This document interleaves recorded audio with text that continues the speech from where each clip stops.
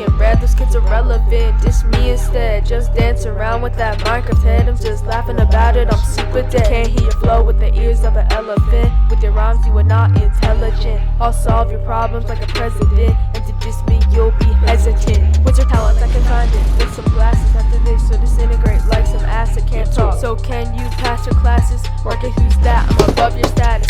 Even that Minecraft head. What's up guys, Sean from the Nerd Lair here. Thanks for tuning into this no, this is not an unboxing video. What's up guys, Sean from the Nerd Lair here. Thanks for tuning into this pickups video. That's right. Yeah, so this is stuff that I bought right before all of the stores closed for COVID-19 and stuff like that. Went out shopping, was able to find some really cool stuff, so let's see what I got. Alright, so the first thing that I picked up was this Yoshi's Woolly World amiibo, because I've started to collect amiibos. I don't know why I waited so long to start doing these, because I really like them.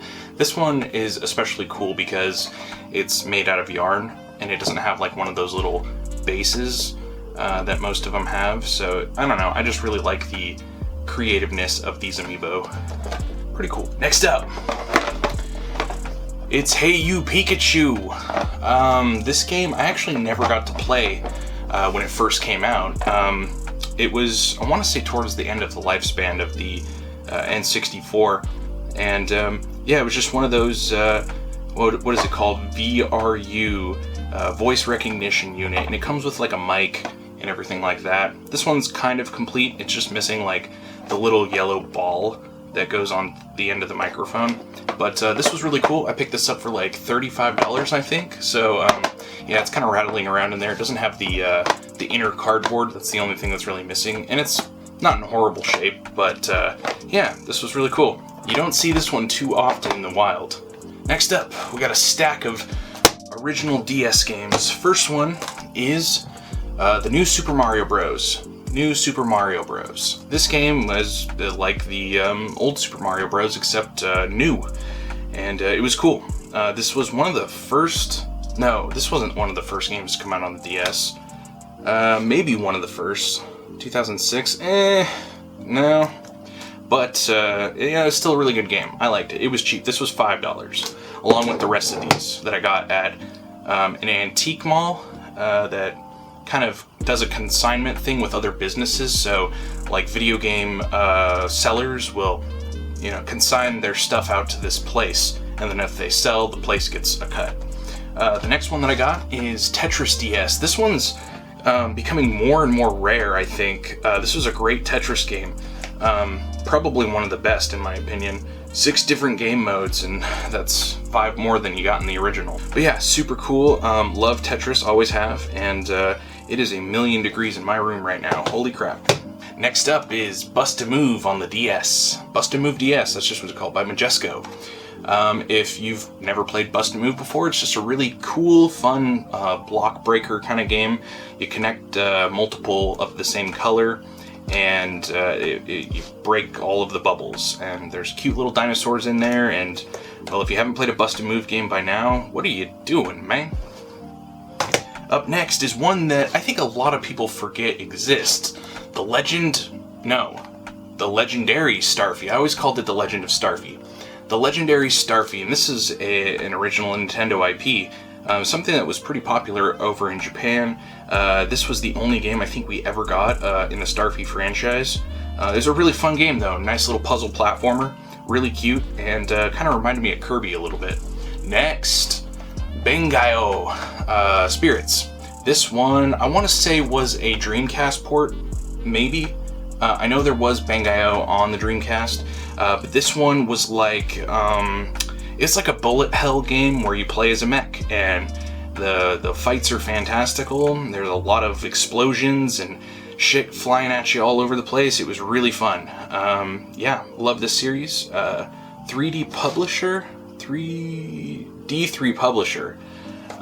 So yeah, if you haven't played this one either, I don't blame you, because it's really, really obscure, and not a lot of people remember it. And the last of the DS games is Meteos. This is another cool little puzzle game from Nintendo, original IP. I don't remember playing this all that much, but it was in the stack with the rest of these, and I didn't want to separate them, so I just bought it. I don't remember it, again, all that fondly, but I know it's kind of got a cult following over the years, so yeah.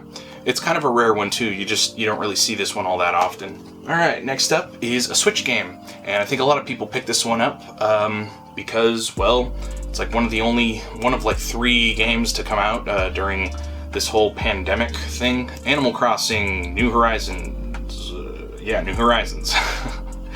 This game was fun. It's just like Animal Crossing. If you played an Animal Crossing game, then you probably played this one. I was a little bit disappointed of the, the release of this. Feels like an older Animal Crossing game with just better graphics. I feel like they didn't add as much as they probably could have. But it's fun. People are having fun playing it while they're stuck at home. Animal Crossing. Pick it up. It's really cool. Come to my village. Alright, up next, I have a Wii U game. It's a very special one for me. The Legend of Zelda: The Wind Waker, and this version of the game in particular holds a special place in my heart because I was one of the testers for it when I worked at Nintendo. And I think I can safely say that now because I haven't worked for Nintendo in a number of years. But yeah, I was one of the people that did text check, which, if you don't know what that is, it's checking to make sure that the grammar in every piece of text that comes up within the game is correct. And that's what I did. I got to play it, but it was mainly just reading text boxes over and over, making sure that the grammar was correct.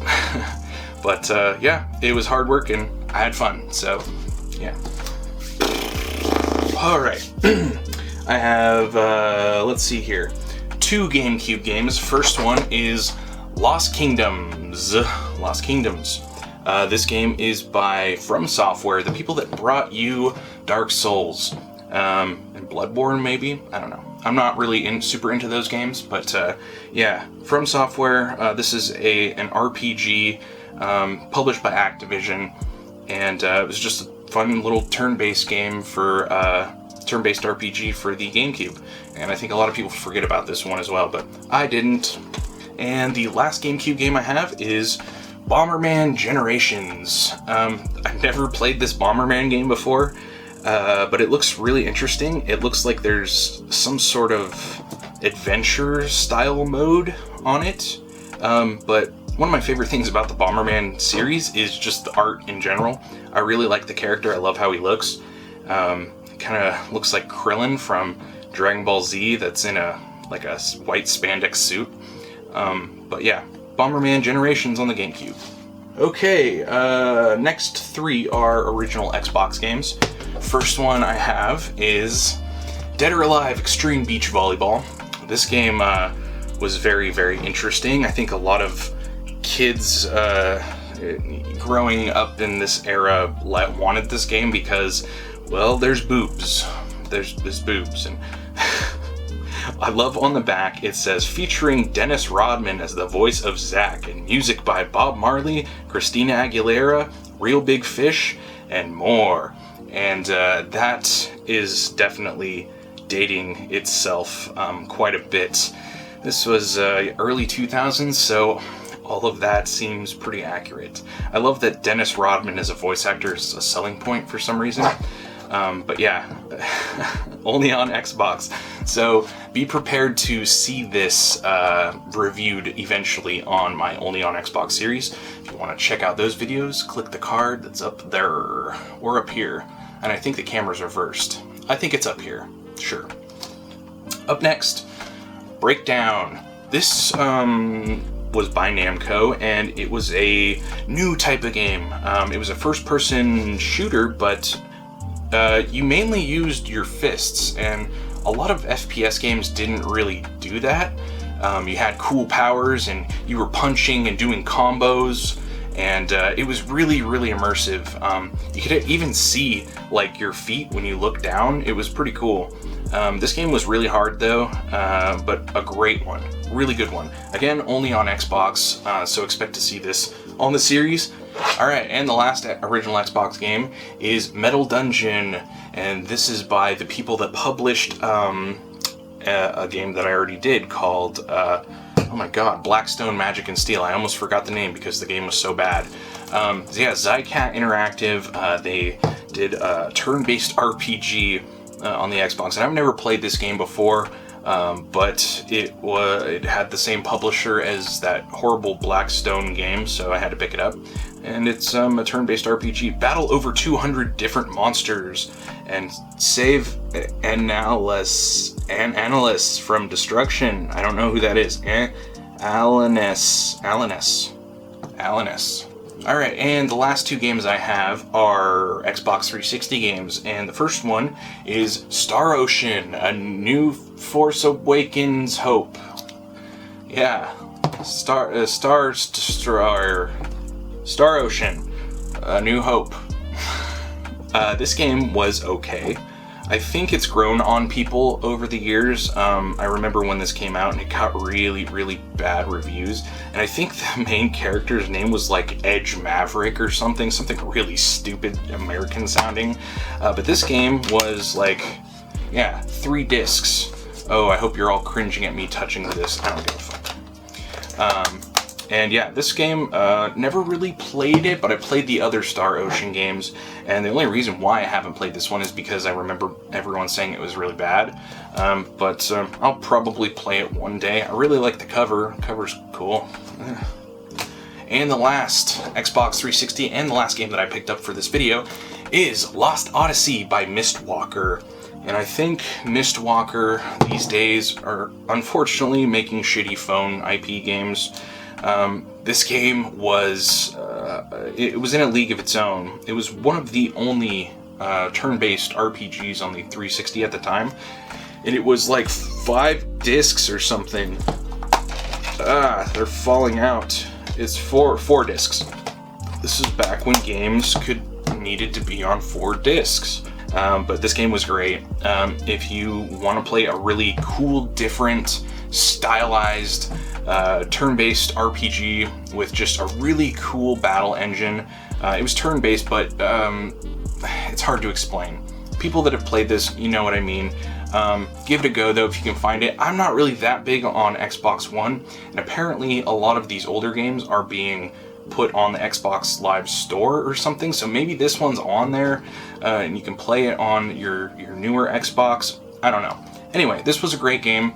It's a shame that Mistwalker has not made another console game since this, so. Alright guys, that's going to do it for this video. I hope you enjoyed it. I hope you guys are staying safe, and it's a real shame that all these, game stores and thrift stores are closed right now. Makes sense why they are. I don't blame them. This is probably going to be my last pickups video for a while, unless I buy stuff on eBay or something. But either way, thank you guys so much for watching. If you enjoyed the video and want to see more videos like this, hit that subscribe button, like the video, and dislike it if you dislike it. Thanks again for tuning in, and I'll see you next time in the Nerd Lair. Stay nostalgic.